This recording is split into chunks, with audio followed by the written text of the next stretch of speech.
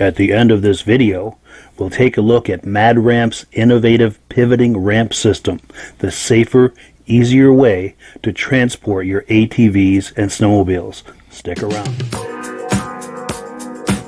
Before we get started, I'd like to give a quick shout out to some of our friends. The Eastern Snowmobile Racing Hall of Fame. Search for them on Facebook. Central Minnesota Pond Racing. Search for them on Facebook. The historic Lancaster Motel for the ultimate Eastern trail riding adventure.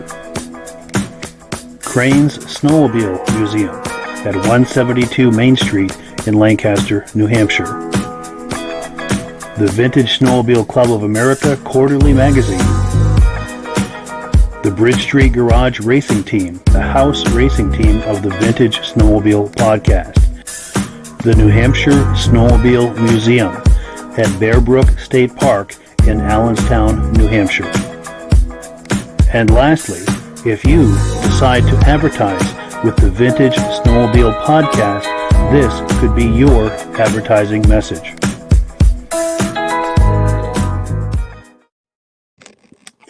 Good evening and welcome to the podcast. I'm really glad you're here tonight. I have a robust lineup of Vintage Snowmobile entertainment on tap for you tonight. We have Jim Smith waiting in the green room for us. We're going to get to him in just a moment. We're also at about 30 minutes past the hour. We're going to have Rob the Oil Guy come on. He's an Ems oil dealer, and he's going to have a trivia question for us tonight.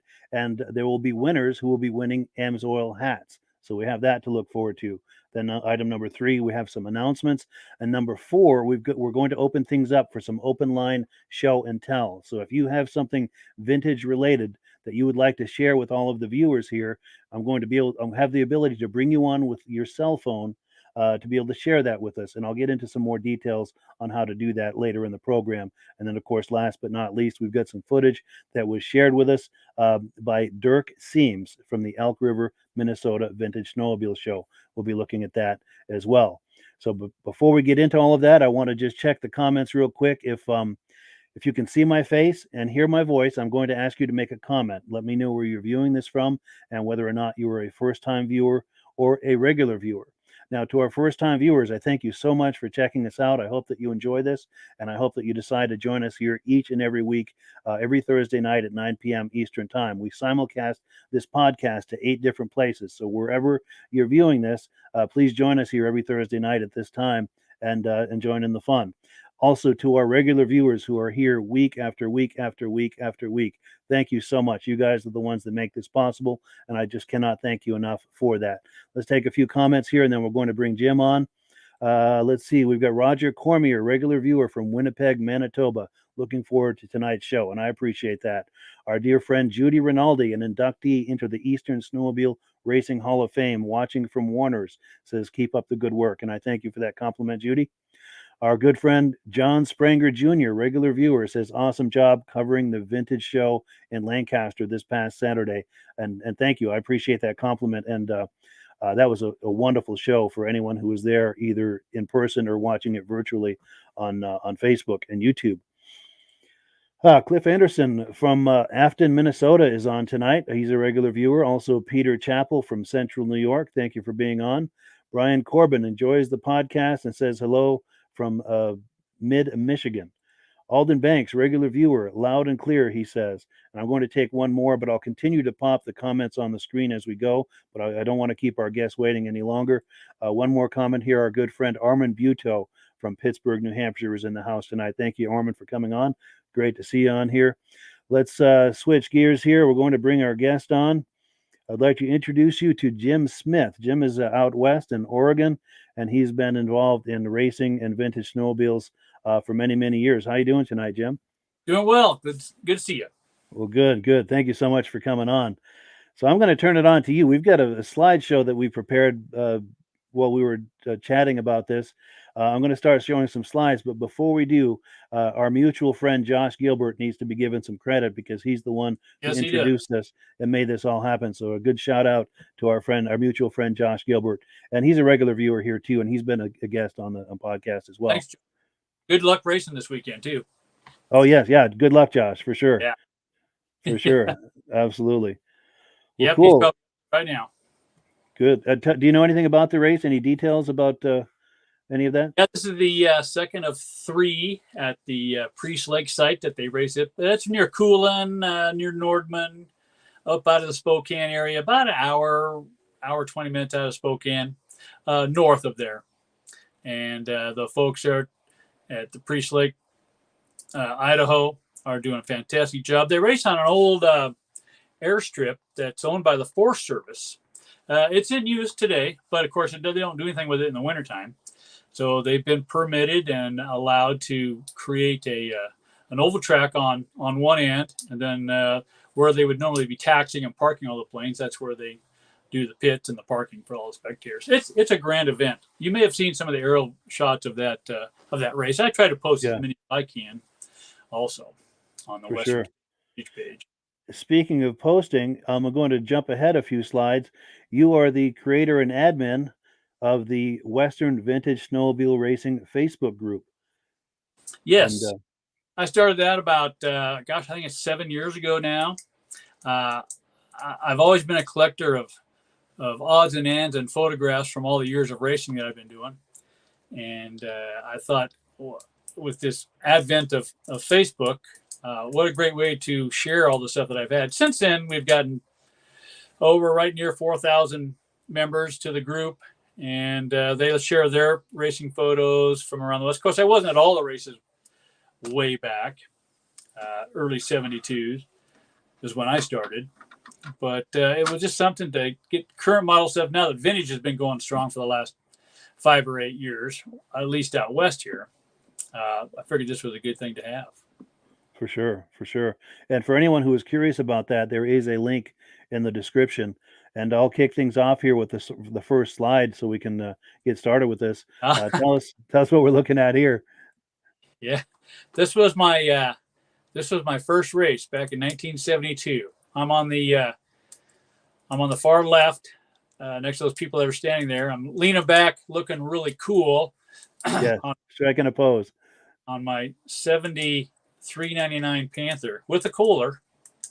Nice. And, racing against some of that other stuff.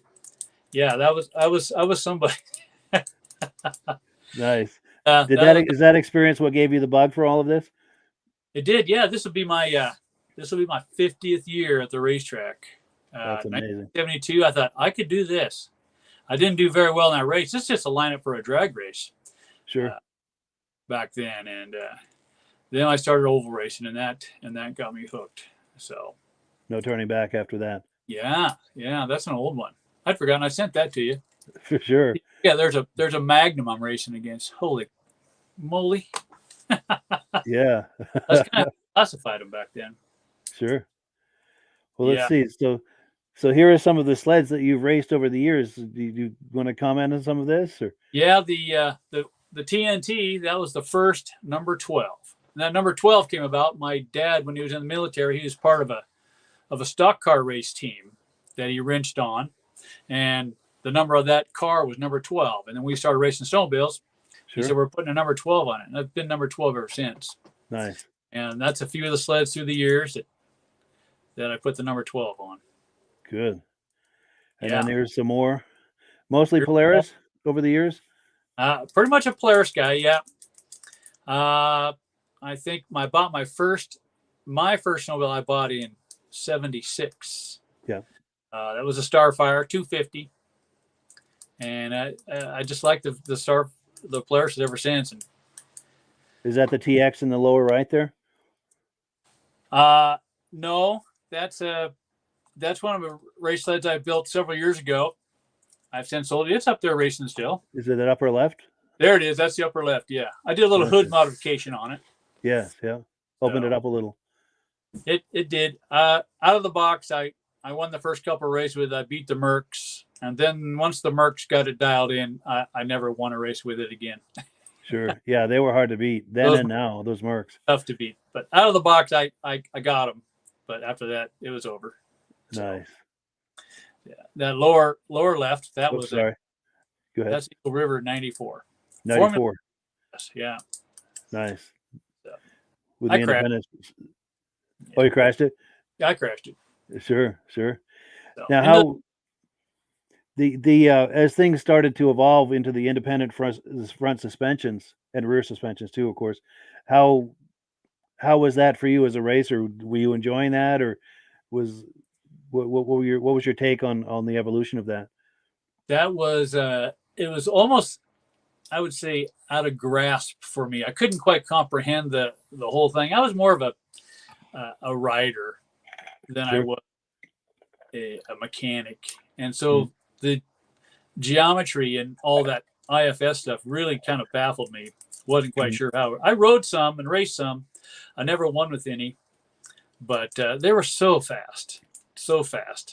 I just wasn't a big horse-powered guy racer. I kind of like those middle classes. It seemed like I had more control with that.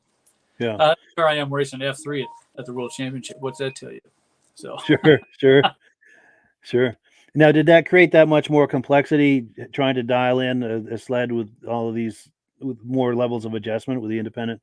Oh yeah. The faster you want to go, the more complex it got, the harder it got, the more time it took, the more physical it took. It took all those things. Yeah. So the engineers really had to step up their game to dial in the sleds. Sure. Yeah. Sure. Yeah, for sure. And then here are some action photos. Any comments on these? Or? Up at Priest Lake. Yep. Sure. Nice. By then I was racing in the Masters class, you know, on these here. So I won a couple of them, broke down a couple of them, had some skis fall off, burn a couple down. Sure. All the normal stuff you go through when you're racing. The thrills and the spills. Exactly. Sure. Yeah. Nice. Oh, there's some throwbacks. That was probably one of my favorite race sleds, was that Mercury right there. That sled at the time, neither one of those were mine. But the Merc, I own that one now today. Oh, you do? Yes. That was probably one of the funnest sleds to race. Those things I really liked handling. I could get off on those. The 78 Moto Ski on the left, that one was fun.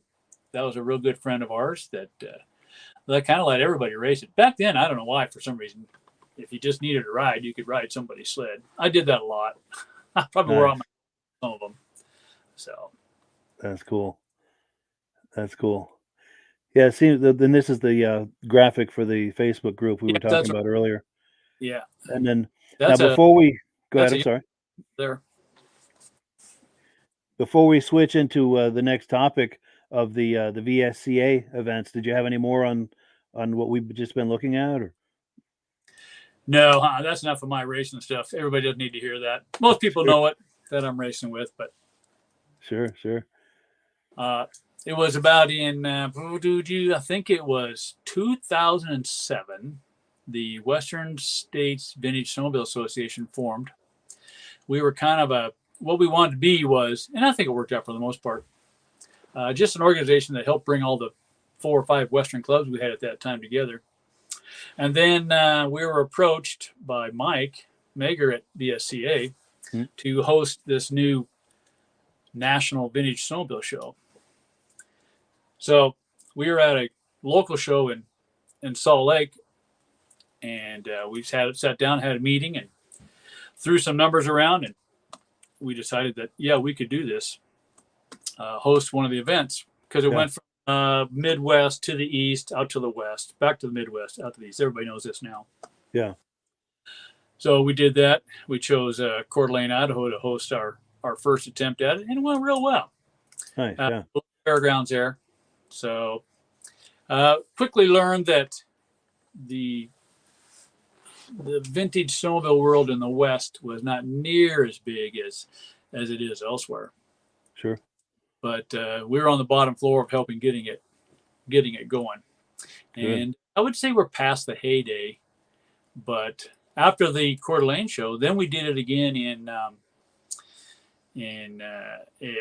2011. We went to Billings, the Billings Snowmobile Show, Billings, Montana. What we wanted to do there, our main purpose was to get the Western show a little bit closer to I-90, make it a little easier for those to come out from the Midwest, even or fly in, and several did. Good. Billings show was a good one. We had a nice location for that. Had a really good turnout. Good. But still not the amount of spectators that you would think it would be at something like that. Yeah. So after that one, 3 years later, then we did 2014 at West Yellowstone. We were having vintage shows at Yellowstone already during the World Expo. Mm-hmm. So we all put our heads together out in the West here. And thanks to the great leadership by our past president, Perry Hessness, we got the national show at Yellowstone. And that was a really good event. That turned out real well. I think it was the first national show that was actually on snow. On snow, nice. Posting at that. So and then go ahead, I'm sorry. Mike's covers of the magazine, which I think I've labeled in the description, by the way, Mike. I have to check those numbers for me. Yeah. Mike does a really nice magazine.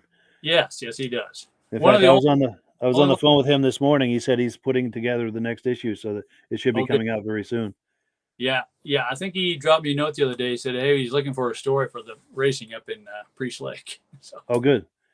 So we'll see if we can get him something. Nice.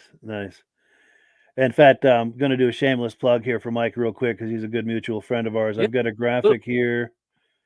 Trying to find the graphic right here. Here we go. So if you're curious about this magazine that Mike Mahar does, that we've just been talking about, it's a quarterly magazine and good, heavy, glossy paper. Really nice. It's the reference for the vintage snowmobile hobby. And if you're all curious about this, I encourage you to subscribe to that. It's an excellent magazine. Mm-hmm.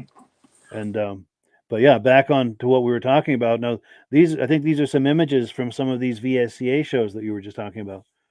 Yeah, there's the Arctic Cat Twin Track. That's at the Billings show in 2011.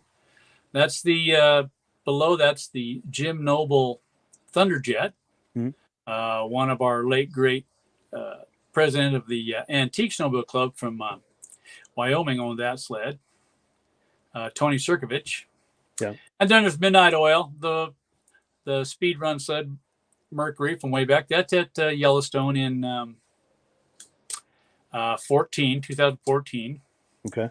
And that's Dwayne Eck on the Double Eagle. That's at Yellowstone also in 2014. Yeah, nice. Very cool. Yeah. Are we ready for the next slide? Or? Sure. All right. Let me just switch. Here we go. Cool. And I'm popping comments on the screen too as we're looking at these. Oh, yes, I see those. That's some of the there's a national show. Dan, the one on the lower left, that's Perry, our president, with the national champion that year. That's in Coeur d'Alene, 2008. Dan. I can't remember Dan's last name. Anyway, it was from Kansas, of all places. Wow, yeah. Nice trophy there, too. Yeah, that was a nice one. I remember talking to Mike about that. I thought there was some national big giant trophy that everybody shared, the champion from each show that passed it around, but that's not what happened. So we got to choose our own trophy. We made it kind of big.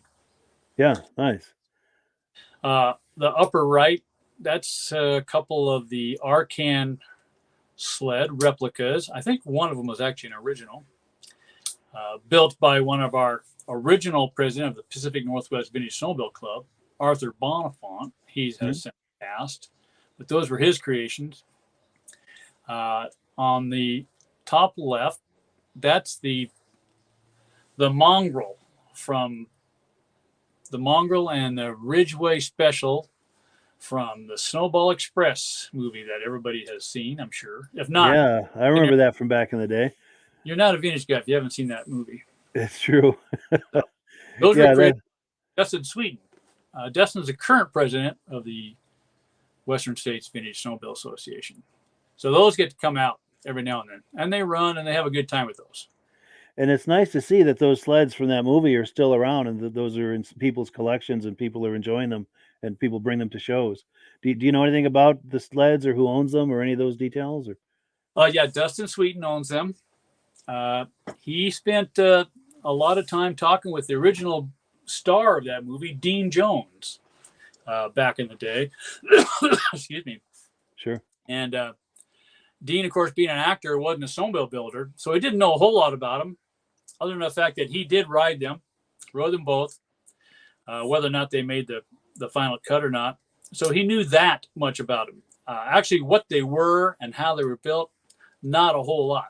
But he was able to help Dustin in remembering certain things and certain items, like the seat on the mongrel. It's just kind of a pillow with a comforter thing over it. It's basically all it was. Yeah, it's kind of a green looking thing, huh? Yeah. Interesting. And Plum Pharmacy, I think is what that says on there. The image is a little here. And he must have had good memories from the movie, the making of that movie, to share. Yeah, was that in the Breckenridge, Colorado area where that was done? I believe so. I think so. I almost think I've heard that. Yeah. Or near there. So anyway, and then the bottom right, there's a Larry Preston there, Milt Schmidt, and Warner. Yeah, can't remember which one that is. One of the Warner boys. So good. Anyhow, yeah. I'm not doing a whole lot of vintage shows now, just because time and things change and moving along, and not just me, but same with other people. So yeah, it's still vibrant. Maybe not so much in the West, but it's still vibrant, still growing. Sure. I think COVID may throw a twist into it a little bit too, I'm sure. Yeah, the expo at Yellowstone, which ran for 25 plus years, it was kind of on its last legs anyway. And we were doing shows there. But then when COVID hit, then that was the end of that. In fact, I didn't even reach it at all there last year. Sure. And then were you telling me that you had a Polaris that you sold to the Bob Eastman family? Well, I did. I had a 73 Starfire 650 that didn't, unbeknownst to me at the time, was actually an 800. Oh, yeah. And I bought this from my longtime race sponsor, the John Gardner at Mount Hood Polaris. He had it sitting on a pallet at his place for several years, thinking he was going to get it built. I never did. So I bought it and restored it, got it running. It ran fine. Everything was good on it. It doesn't have the original carburetors on it, although I did have the original carburetors. I sent them with the sled. But one day a friend of mine contacted me and said, "Hey, I know a guy's looking for an 800 Starfire." And I said, "Oh yeah." He goes, if you're interested, let me know." And this was about probably 2 years before I'd sold it. And then one day he finally told me who it was that was interested in it. It was Carolyn Eastman. And Bob, of course, was still with us then. Sure. So because it went there, I sold it, and only because it was going to the Eastman collection is the reason I did. Yeah. But I had to prove there was an 800, all these things. I had to take the motor apart, mic it, photograph it, document it, and all those things to before the sale would happen. And Wow. it checked out, and so it's in the Eastman collection right now. That's cool. That's in a good home.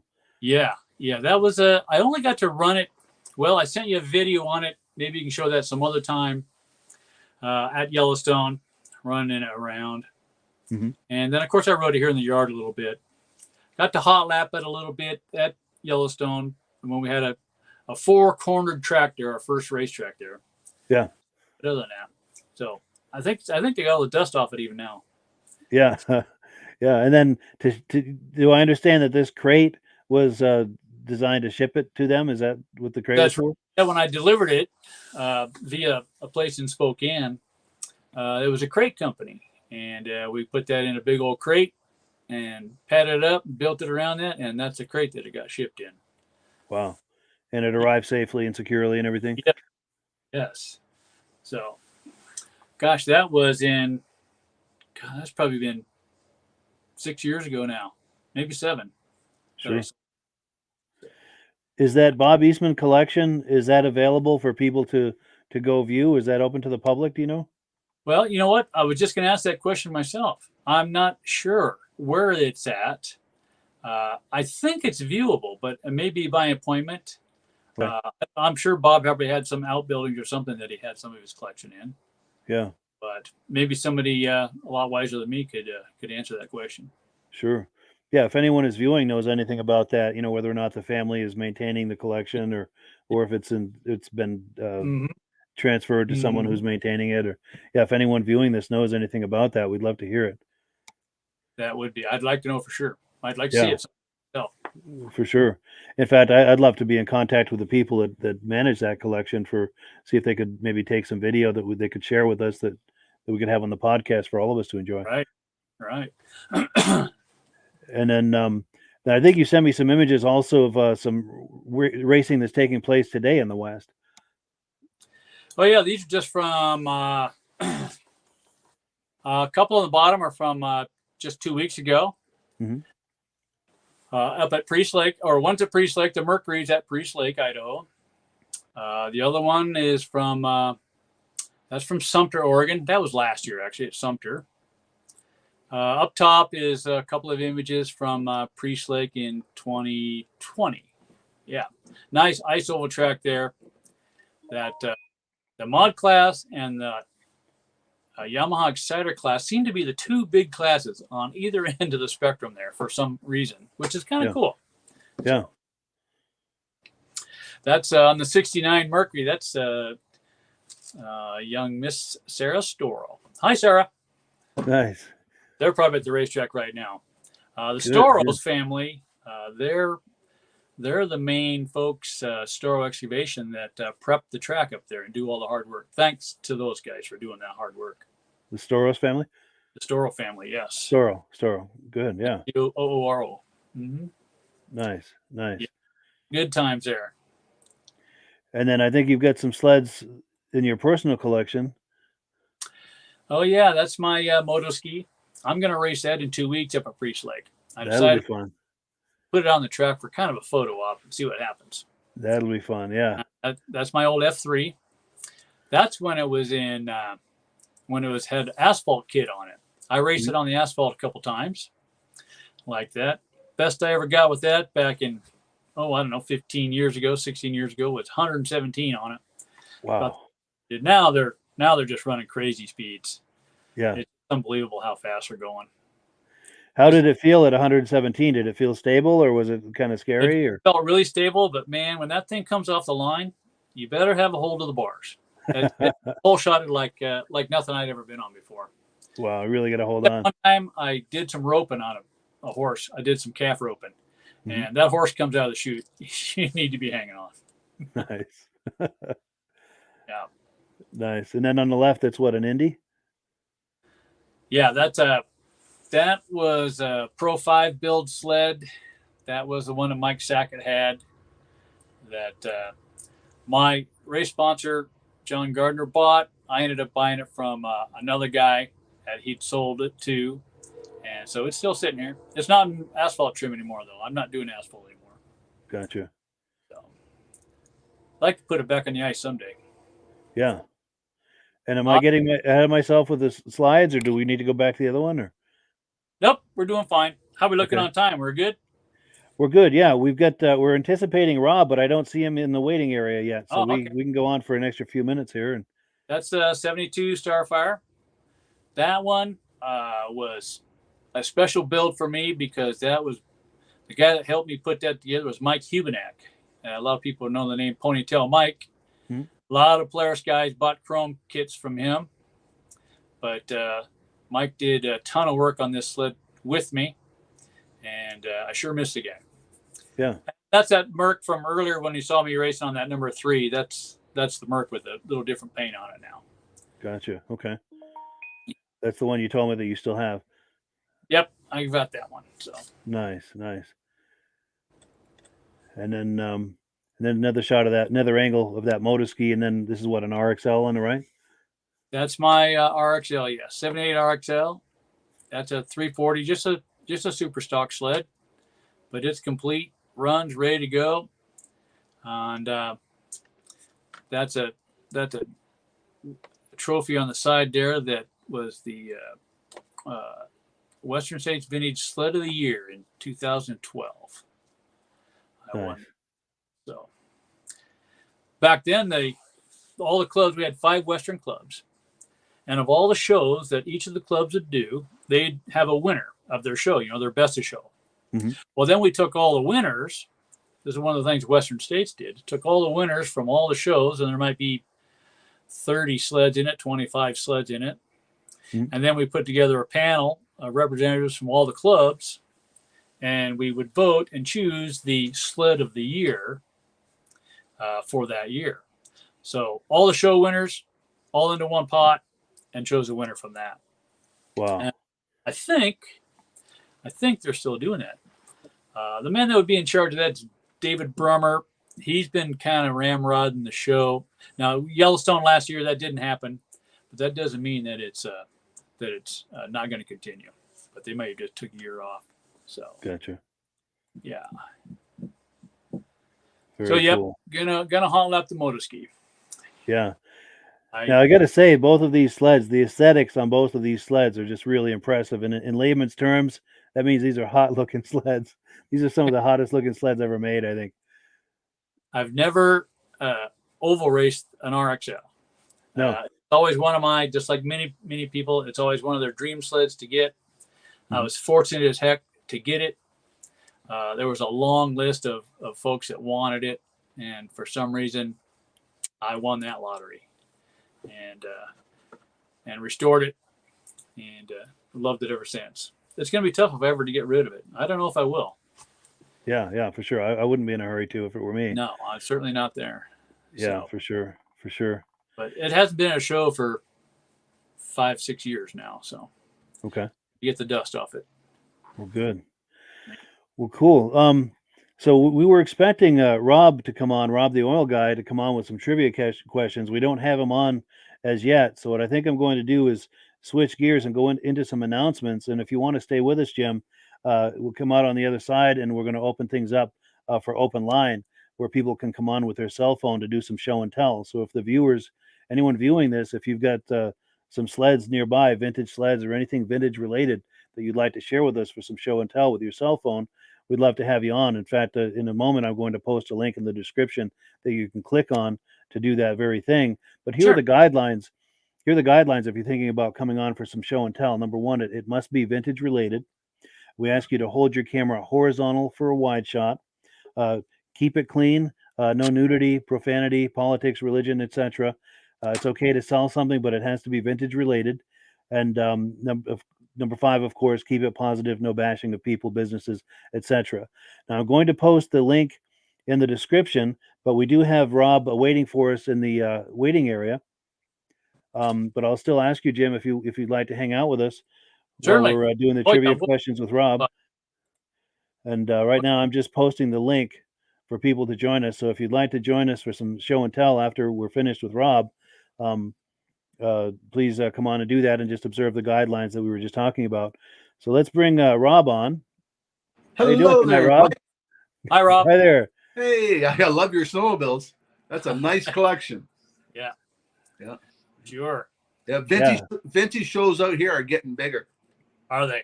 Yeah, we're growing. Even our vintage racing, more people are showing up. Well, we've kind of done the opposite. Our vintage shows have kind of morphed into all the vintage racing. It's just incredible how the vintage racing is just on the rise. Yes. Yeah. Shows so much, but the everybody racing wants to come out and see the old metal come out. Yep. Mm-hmm. For sure, yeah. In the East, it's on the rise as well. All of the shows are well attended, and there's a lot of new shows popping up too, and even those are well attended. Right. Yeah. I think a lot of it stems with who's in charge, who's doing what, who's got time to put these things together, because it takes a lot. It takes a lot of effort for somebody to put an event on. Yep. It is, yeah, and the expense for the trophies and everything. And yeah, we had a vintage over race last weekend, and this week we've lost the track now. Wow. It got so warm we can't go out in the ice, and they're hoping to have another race in 2 weeks' time. So we had that happen with our Glenwood, Washington event. It track was there, and then it wasn't. Yep. Wow. All right, so let's get into the trivia question. We're going to pop up the official trivia question graphic. This is Rob, the oil guy. Rob Hilditch is going to be doing a trivia question for us. Here's his information. He's an AMSOIL dealer. So if you're in need of some AMSOIL products, this is the guy to call or email. His number and email address is there on the screen. Plus, there is a link to his website in the description. So we do encourage you to patronize him. And let's go right into the trivia question. I'll let you ask the question, Rob. Okay. When we started this question out first, we had a little bubble. There were some people that we thought that might have been in this category, but not. So maybe you can figure it out. We want to know what two pairs of brothers have won the Eagle River race in the pro class. Now, there's probably some people in the junior class that were brothers, but we're just doing the pros. And it's got to be two brothers. And we went back from day one right up till this year's. So if anybody can figure out that, send it them up.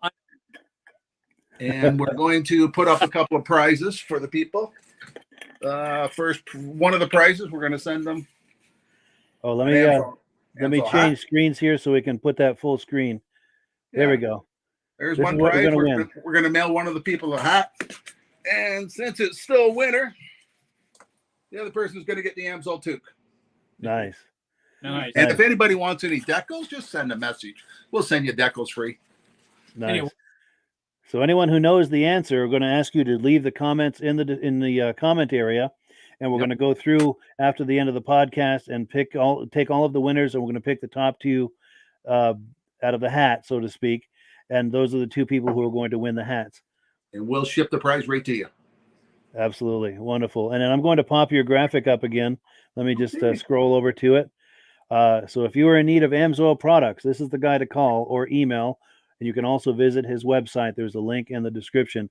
We encourage you to patronize our good friend, Rob Hilditch, who's kind enough to come on here with some prizes and trivia questions.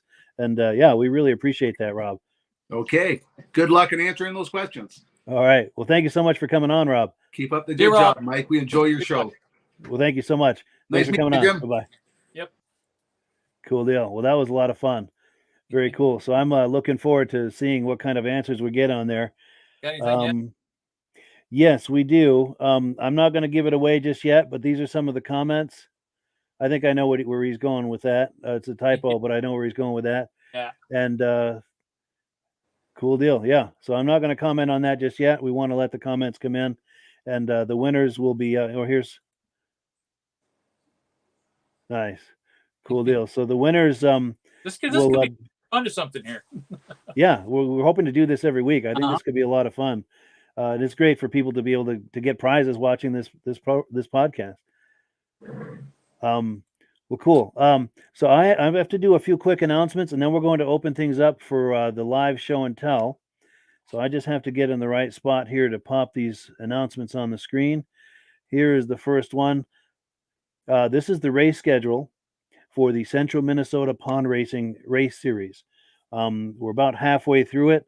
but there's some racing this weekend and the next 3 weekends. It's a wonderful series. And also, if you want to view that online, you go to the Central Minnesota Pond Racing Facebook page, and they're going to be streaming it there live for you to enjoy. And then I'll be downloading that and playing a replay on all of the 8 places where this simulcasts. Also, there's a vintage snowmobile show at the Vermont State Fairgrounds in Rutland, Vermont, coming up on February the 19th.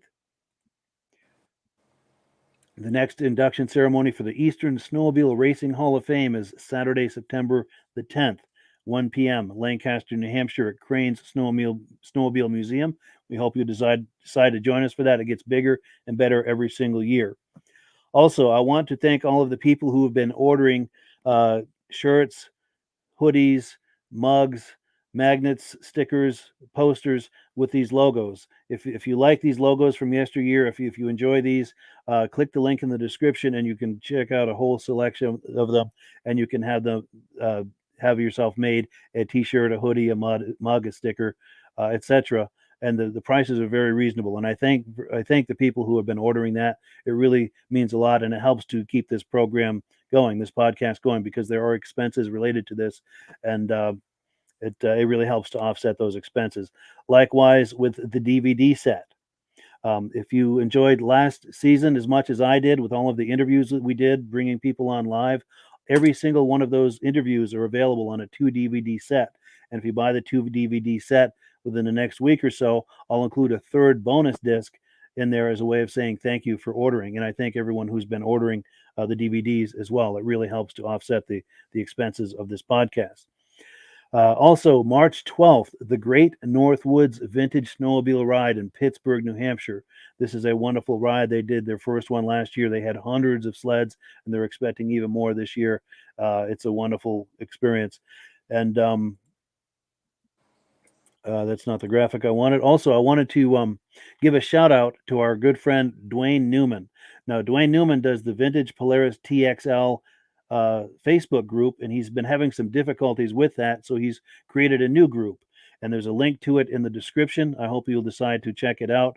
Or you can search at the bottom of the screen there. That's what you're going to search for, Vintage Polaris TXL TX. Search for that on Facebook. There are 2 groups. One has over 3,000 fans, and the other has over 200 fans. The new one is the one with 200. He's trying to build that back up and migrate some of the people from the other group over to the new one. And I believe that is it for announcements. I'm going to open things up here. Let me try to get on the right place. All right, we're back with Jim. And I've posted the link for people to join us live. So if you have something you'd like to share with us in the way of show and tell on the podcast, all you need to do is click the link with your cell phone, and you can come on and join us and show us some vintage sleds, clothing, trophies, anything related to vintage snowmobiles. Now, here are the guidelines once again. It's got to be vintage related. We ask you to hold your camera horizontal for a wide shot. Please keep it clean, no nudity, profanity, etc. It's okay if something is for sale, but it must be vintage related, vintage snowmobile related. And of course, number 5, please keep it positive, no bashing of people, businesses, etc. And the link is in the description. If you've got something, if you're in a man cave right now and some vintage sleds, if you're right in front of some vintage sleds, we would love to see them. Click the link. We'll bring you on with your cell phone. And this is something that we can all enjoy. We're going to get into some comments here. Peter Chappell says, Shabisky and Trap. And I'm not going to give anything away at this point. Peter Chappell says, good deal. Not going to comment just yet. Some of these I've popped on the screen already. Ronald Hawkins says, I have a few old cats. I would love to debut them on your show someday. Not quite ready yet. Thank you for thinking of me, Ronald. And when you are ready, please either message me before the podcast and we'll arrange something. Or, when we go live like this, just be ready when you're ready to do that. And we'd love to have you on. Now, also, our good friend Josh Gilbert is saying hello. Jim and I have a mutual friend, Josh Gilbert. He's the one who introduced us, and we owe him a big thank you and a big shout out for putting this all together and making this happen. We really appreciate that. So a big shout out to Josh Gilbert. And so we're waiting now for anyone who's bold enough to come on and do some show and tell for some sleds. anything vintage related you'd like to come on and share with us on your cell phone, we would love to see it. While we're waiting, I've got another video I'd like to play for you. In fact, let me change screens here. I'm going to skip ahead to item number 5, and if someone is waiting for us at the end of that video to do some show and tell, we're going to bring them on. We're going to look at some footage that Dirk Siems sent us from the Elk River, Minnesota Vintage Snowmobile Show, and it's going to take just a moment for me to cue that up. And all right, stand back, everyone. I'm about to roll the video.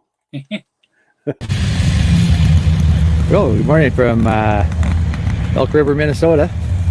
Got the static judging today of the event. Still got an hour or so for sleds to get lined up.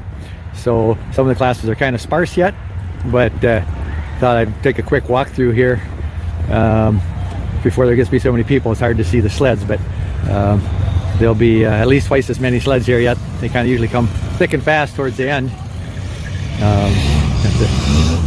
The unrestored, this is the biggest class here, the classic survivors. So I don't know exactly what the qualifications are, but as time marches on, classic survivors start looking newer and newer, but a lot of nice looking sleds. 1992 to 2000 is the year specification. I'm not sure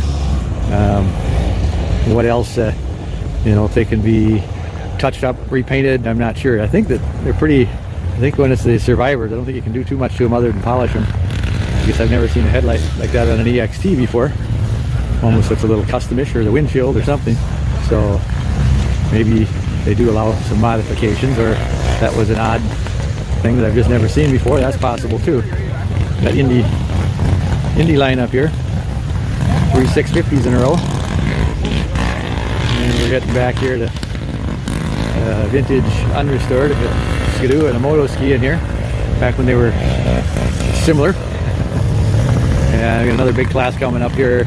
See, this is vintage unrestored. Got a rough here.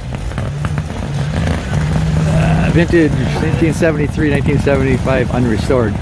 Pretty big turnout in this class here. Nice looking sleds. You got some sparkles going on with the old Stingerette. And some older survivors back here in the next row.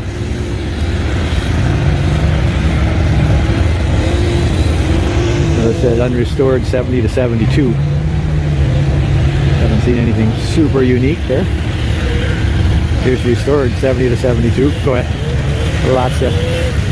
Lots of entries here. Nice looking sleds.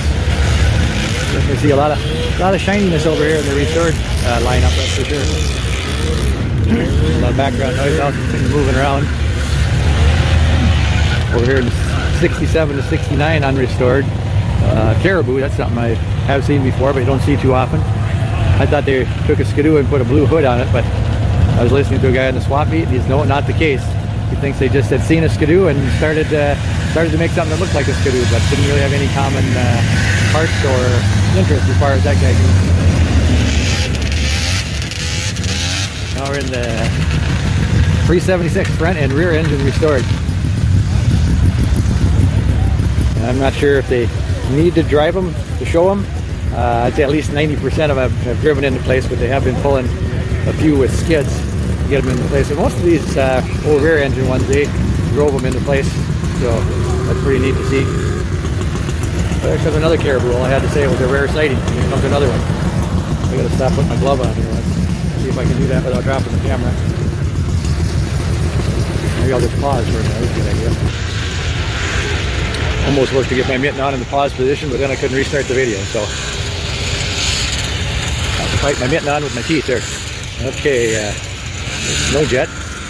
Back into Survivor pre-72s. Mercury, Puma, nice shiny Scorpion Stinger. Get the old things that they were. And I'll try and move on to get run over here. Vintage Race 74 newer restored. Yep, I think they don't see a lot of action on these restored ones. They all look pretty cleaned up and kept clean. They do have some unrestored racers coming up here.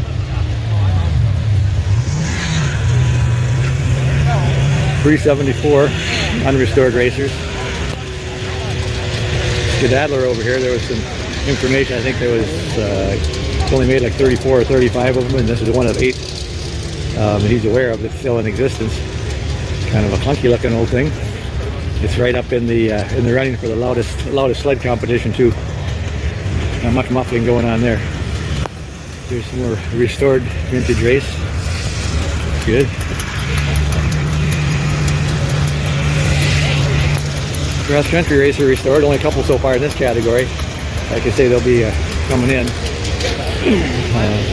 Definitely more entries, but it gets to be so many people, it's tough to take any video. So I thought I'd take this cruise through and see at least a portion of the sleds that'll be here. Now I'm entering into deer country over here. Feature sled of this event is anything John Deere. So there was a guy here from Illinois. I just saw him pull out, and he had like, I don't know, 8 or 10 restored John Deere's, the older ones. I don't know if he had like one of every model from a certain year. Had a custom trailer, but he had to get back to Illinois, so he rode him yesterday and showed him off a little bit, and then he headed home. So otherwise he'd have just about a whole class by himself, that guy would. And this is one of the most unique John Deere's I've ever stumbled across. I didn't even think it was a thing, but it sounds like they did make them. So sprint fire, but it's a liquid cooled. I guess I can zoom in here on the little things that they got written about that. And sure looks odd to see a liquid cool engine sticking out the hood. Here comes the sprint fire, but I'd say that one probably, well, he's pulling up in the liquid cool class, so that must be a liquid cooled one as well. It just doesn't stick through the hood. Because yeah, where this lineup could be all liquid cooled sleds. I'm not sure where the radiator or heat exchangers are on that. Don't see anything on the running boards, and don't see any radiator. So they just rely on the track. How do they cool that sled? How do they cool that sled? There's no radiator? Tunnel extractor. Just the tunnel. Yep. Nothing else. Pardon? This one has both. Okay. Radiator and an extractor too. Okay. All right. Well, thanks, Dirk. We're going to share this on a Vintage Snowmobile Lovers website there, so just thought I'd try to get a little information since you looks like you probably know the answer to that. I'd never seen one like this with the engine sticking out the hood, this liquid. That's an odd looking thing. That should be like a sprint fire. Yeah, I don't know. He's got some information on it here. Well, it sounds like just an odd duck. It sounds like maybe came out the back door of the factory or something. I've never seen one before. That's kind of the only sled that I ran across today. I've never seen one before. Maybe he just cut that out, or this is a hood from. Well, it says though on here. It says it's the number 80 of 126. So it'll be interesting to visit with him, and like I say, maybe came out the side door of the factory. I'm thinking. Yeah. All right. Have a good day. There's some little free airs here. That's a little more common sighting for the older John Deere sleds.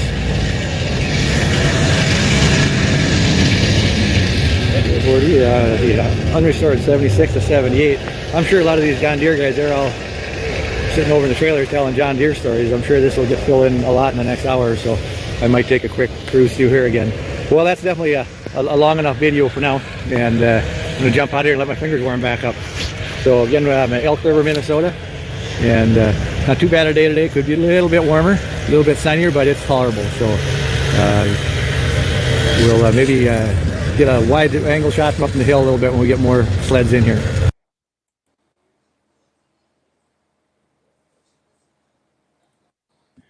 And there we go. Yeah, so thank you so much to Dirk Siems for that footage. That's some really nice footage from that show in Elk River. And while we were waiting, Jim, we do have Richard Brazo in the waiting area, waiting to come on, and I've been viewing his camera here. He's got some really cool stuff to show us, so let's not waste any more time. Yep. Bring him on. How you doing, Richard? I'm doing good. How you doing, Mike? Good. Thank you so much for coming on. Hi, Richard. Hi. How you doing, Jim? Very well. This is my snowmobile room down in my house, in my basement. Yeah. Mainly all Skidoo stuff. Look at that. Yeah, look at that. Yeah, TNT. I got a citation here. This is kind of a newer one. It's an 88. I just bought that this week. Yeah, nice. It's really mint. It's a really nice sled. So I've been going over that one. And then I got a little back room over here. I got a Olympic back here, 71 or 70 And I got an 81 Citation SS. Yeah, I love those. And then I got a 79 Everest. Yeah. They all run good. I got probably another 4 of them in my garage outside that I ride and drive and take to shows and do everything with. Nice. And you get a lot of nice swag over there too, with hats and posters and so forth. Yeah, my mom and dad raced back in the early 70s. Yeah. As you can see, some of the pictures of the Polarises that they raced. My dad had a dealership. Yeah. That's me with the Star Car. Star Car. Yeah. Go ahead. I'm sorry. There's part of his racing team. And right here's my mom with all her trophies and everything that she raced in 1971 at 439 there. Very nice. You don't have that sled? I wish I did. Yeah, that would be great. My dad then switched over to Skidoo. That's why I'm kind of a Skidoo fan right now. He had a Blizzard right there. 72, go, yeah. and then he raced the 71 before that, Mod 1. And then stock class, he was racing the Elan, believe it or not. Oh, no kidding. Yeah. And he's racing against some Chaparrals there. Yeah. So, so I've been into snowmobiling a long time in my life. I spent a lot of time at the racetrack with everyone, and then I just started racing myself, and so I've been in it for a while. Beautiful. Looks like it. Got a lot of old helmets here. Yeah. You might have bought a couple of those from me. Yeah. And just a lot of clothing, I guess. Yeah, nice. I remember those suits from back in the day. Very cool. The Mr. Blizzard suit. Was it Mr. Ski-Doo, the guy that looked like Robert Redford? Yeah. He had that. This is actually the only Skidoo one. The only one that's not a Skidoo one is this one, but there's just lots of them stacked on top of each other. They don't have a whole lot of room down here yet right now, but I have permission from my wife to make this into another room here. Nice.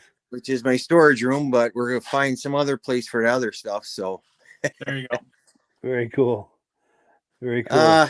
Yeah. So I got to say, your wife is a keeper if she's open to that. You know, that not all wives are open to that. The one thing that I've learned through the years is that I bought her this 81 Citation that she brings to shows. Yeah. She gets first place with it quite a bit. And she has more clothing than I do of all the vintage stuff. Nice. I keep buying clothing for her. She likes dressing up in it for all the old shows and stuff. And there's just numerous ones here. These are all Skidoo ones through the years. Nice. So she has just as much fun at these shows as you do, it sounds like. Oh yeah. Yeah. She enjoys it. And awesome. At least that's the way I see it. I don't know if she does or not, but yeah. There's the trophies of some of the trophies that my mom and dad won through the years. Very nice. A lot of memories there. Yeah. Lots of good stuff there. So, but just a comment about that 81 Citation, that 4500. My dad had one exactly like that when I was a teenager. Yeah. And that was a fun sled. You could really hang the tail out on that. Oh yeah. That was a lot of fun. They're actually fun to drive. They're really comfortable to drive. So this thing is clean inside out. Nice. I actually bought this in Michigan a few years ago over in Holland. So yeah. And here's the free air, my 340 75 free air. TNT, yeah. Trying to do this with one hand. Sure. Where are you located, Richard? Just north of Green Bay, about 40 miles north of Green Bay. Yeah, Wisconsin. Good. Yep. Over by just, yeah. So that's one of my free airs I got. Very nice. Richard Hawkins says that's inspiration, and I have to agree. Yeah, I don't have all room for everything in here right now. I got another shop in town, and I got two of the race sleds there. Yeah. That I have on display with some other stuff. My dad's 86 years old, and he still enjoys snowmobiling. Here's a picture of him. Oh, no kidding. That's my grass dragger. Yeah. Look at there. And then there's the old racer, that moto ski. Yeah, that's cool. Sonic. And there's my mom on that RXL with her original jacket and helmet that she's wearing in that other picture that I had up over here I showed you. Yeah. Okay. I still had the helmet and the jacket that she was wearing. Wow. So That is very cool. So it's kind of in my blood, with all the vintage stuff and everything. So my staircase going upstairs, I got a lot of pictures up over here and just different things going up with skidoo stuff. Yeah, vintage ads and stuff. Yeah, and then Stuff, isn't it? I got the motorcycle stuff on this side, but so Do you have any Can-Ams? What's that? Do you have any Can-Ams? I do not have any Can-Ams, no. Yeah. Okay. I wish I did. Yeah. So Rob okay. Hilditch is asking what shows that you go to, Richard. What shows do you take those to? Well, I go to anything in Wisconsin, usually in the northeast Wisconsin. This year I'm not hitting as many as I really wanted to, but I know I'm going to the one in Chase. That's at the end of January. And then there's a little another one over by Shoe Pond, it's called. That's the beginning of March. I usually hit as much as I can. My son races ski racing, so my schedule this year is a little cramped, so I don't have a lot of time to do the shows, but Sure. there's always something going on. Yeah. But I like to go during the summer. There's quite a few of them around the summer, and I actually like doing that too. So Beautiful. And someone was making a comment hoping that that's a walkout basement. it is right there. Yep, there's my Awesome. doors right there. Oh, there we go go. out. Nice, easy Hey, in and you- out. Yeah.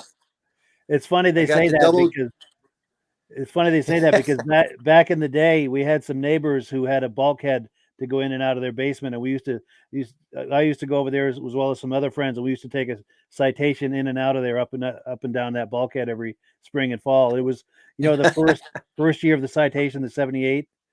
Oh yeah, We would take that up and down those stairs every year. But it's funny. It reminded me of that when they said that. yeah, But, that would be a little tough with all these snowmobiles. Yeah, for sure. Yeah. The old one back here, I can actually fit that through a lot of doorways. This one, Oh wow. that thing's pretty narrow. You can get that through a pretty narrow doorway, but then they get wider as you go on. As time went on, yeah. The RV is probably about the widest one down here right now. Well, I suppose this other one I just bought too, but Yeah. Nice. so all right. Well, Well, good. Yeah, thank you so much for coming on, Richard. And I believe I recognize your name. You're a regular viewer, correct? I am. I've been wanting to come on for a while. It just depends on what I have down in the basement here, and what I have, what I don't have in the trailer, and what I have. So, just happen to have some down here right now. So, I was happy to come on. I appreciate that. Well, likewise, we appreciate that as well. It's wonderful to see everything you've got there. And if ever you're at watching the podcast from your other location where the other sleds are, by all means, come on and give us a look at those as well. We'd love to see them. Yeah, we'll have to do that sometime, or maybe I could rotate some other ones down in here sometime. And see what we can do. Definitely. Definitely. Well, yeah. Well, thank you so much, Richard. Really appreciate it. It was nice to meet you. All right. Okay. Thank you very much, Mike. Bye, All Richard. righty. Have a nice evening. Okay. Bye, Jim. All right. Nice Well, stuff down in the basement. That's Yeah, crazy. for sure. That is a nice collection. He's got a nice collection of stuff there. And well, cool. Yeah. Well, it has come to that time. We do have to wrap it up. Once we get to the top of the hour here, people start coming upstairs to go to bed. So that's my time to wind down the podcast. But I appreciate all of the viewers for tuning in tonight and watching this. And I especially appreciate Jim for coming on to be our guest tonight and sharing all of those images with us. Well, appreciate it. Couple real quicks. Elgin, Oregon, race this weekend. Don't forget XMR on Colorado. Those guys are doing some racing. And hi, Judy Rinaldi. Yes. A mutual friend. Yeah, she's an amazing I saw her person. race back in 78 at Yellowstone. Oh, you did? Yeah. Yeah. Wonderful. Wonderful. All right, Well, Mike. cool. Well, thanks a lot. All right. Thanks, everyone. Have a nice evening. We'll catch you on the other side. Last word, as always, goes to our friends at Mad Ramps. Good night. It's the ultimate combination of simplicity and ingenuity. The newest way to load, unload, and transport your ATV or UTV. The Mad Ramps Pivoting Ramp System. Made in the USA and engineered for strength and durability. Maneuver through tight places and over rugged terrain with plenty of ground clearance. No licensing, no ongoing maintenance costs, and no storage hassles like trailers. Won't slip or move like conventional ramps. Free up more cargo space in the bed of your truck. Securely connects to your truck's receiver hitch. Easily extends for safe loading and unloading. Seamlessly retracts for highway and off-road travel. DOT approved in all 50 states and Canada. Quickly disconnects in under a minute. A unique space-saving storage system. The Mad Ramps Pivoting Ramp System. Go farther. Go faster. Go safer. When you order using the link in the description, I'll send you 3 free Vintage Snowmobile DVDs.